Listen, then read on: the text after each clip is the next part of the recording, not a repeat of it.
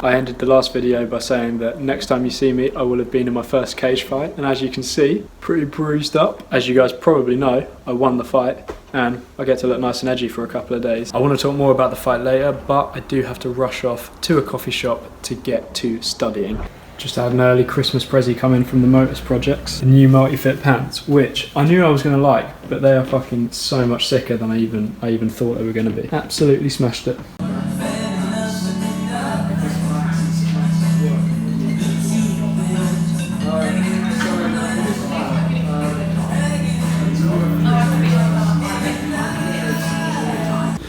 That went well. I was reading about amnesia and some other memory disorders, and then did a quiz to test my knowledge on the recent topics and got nearly full marks, which is great news because my study schedule kind of collapsed during fight prep. It was just such a hectic week or two, and I was scared I'd fallen too far behind, but not bad. No, actually, just decided to head back to my parents' house for a bit.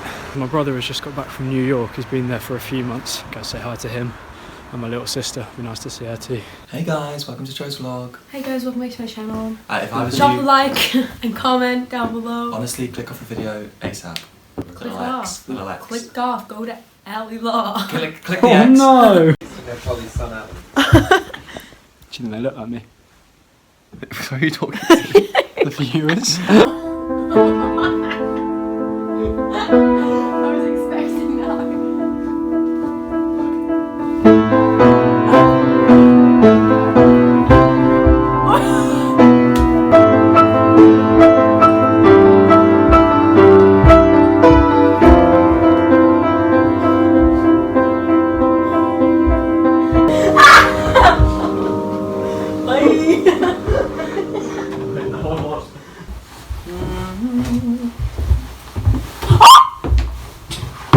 Just got home, it's like 1:15, so I will talk about the fight tomorrow. I like going to bed pretty early and waking up early. I like waking up like around 7 o'clock, especially in these winter days when it gets dark around 4, because you leave it too long and then it's getting dark by the time you're getting out, you know what I mean? I like having the evenings to chill out after having done a bunch of shit that needs doing.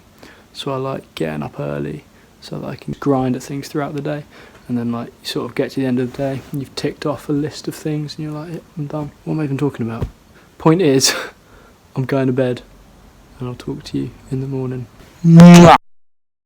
So yeah, how was the fight? Obviously, I imagine everyone here has probably seen on Instagram, I won the fight. I don't think anyone there was really expecting that. Everyone knew I'd kind of only had a week to prepare. It was the hardest physical thing I've ever done, hands down. You don't see any of this in any of the videos, but as soon as the fight finished, I knew I was going to be sick. I had that feeling you get where if you've ever done any cardio-based stuff, like running long distances, things like that, where you get this sick feeling in your stomach.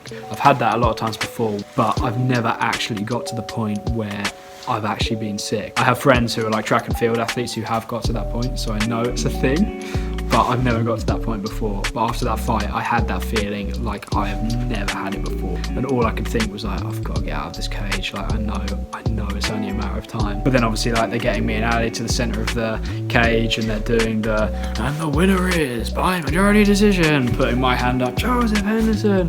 And I'm like trying to be happy and I'm trying to like act happy in front of the cameras and in front of everyone. But all I can think is like, I'm gonna fucking throw up, just get me out of this cage. Literally as the cameras put away, I just turned, put my glove to my mouth and just kept it pretty well contained. And like Sasha and David, the two guys I had in the crowd, said they didn't even notice it happened. So I think I got off pretty lucky, like not embarrassing myself in front of a stadium full of thousands of people. And it didn't get caught on the live stream, which is a bonus as well. But yeah, just dropped into my hand. I say I kept it well contained.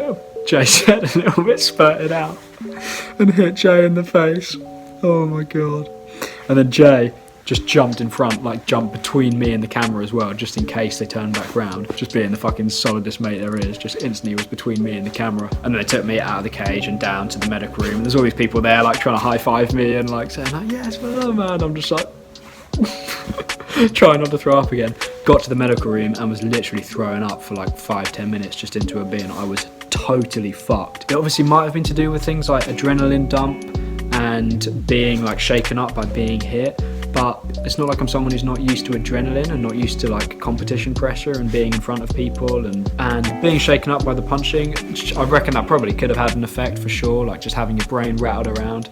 I think it was probably a combination of just like pushing myself further past my like cardiovascular limit than I've ever pushed before, plus having your brain rattled around a bit. Yeah, it was just totally fucked me. I knew going into the fight that would probably be my weakest, like the endurance, because I had 7 total days where I actually trained. You can drill technique in 7 days, but there's nothing you can do to improve like your cardio, so I just didn't even try. I ran one day and then I was like, hang on, I'm not going to make a significant enough improvement in 7 days to make it worth spending time and energy like running when I could just be drilling fighting technique.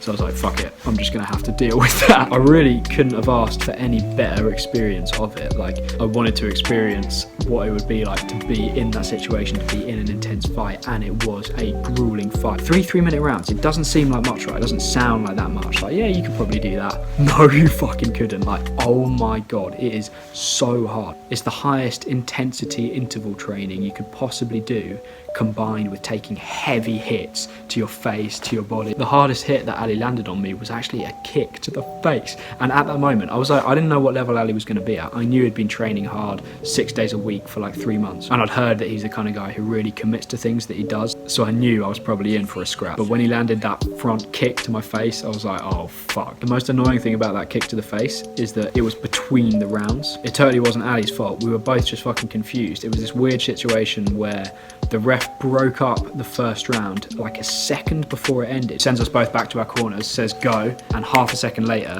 the round ends. But obviously I just run towards Ali, and Ali just turns, bam, boots me in the face, and then we have a little scrap. And then the ref's immediately like chasing after us, like, no. It's like, what the fuck did you expect to happen? So yeah, that was annoying because that was like a big shake up. Going into the second round, having just been, boom, booted in the face. It doesn't exactly make you feel calm and oriented. Fucking world's gone wavy, vision's going in and out.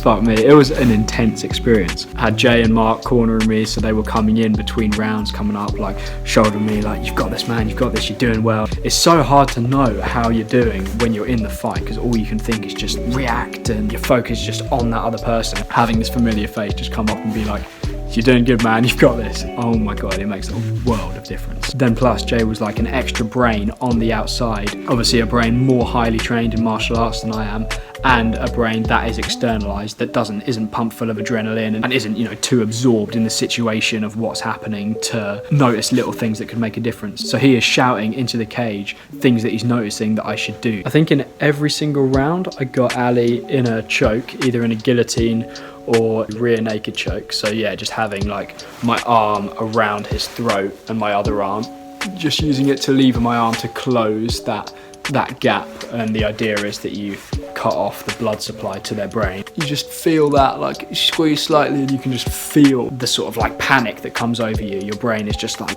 get me back my oxygen supply. And people will tap super quickly, or they'll fall unconscious. And Ali actually blacked out in the first round when I had him. He blacked out for like a second and then managed to keep fighting, which fucking big ups to that guy. He's got some grind, like he really just kept going at it. Right after the fight, I thought I would never do anything like that again. But the next day, I was thinking like, maybe I would, like in the right circumstance.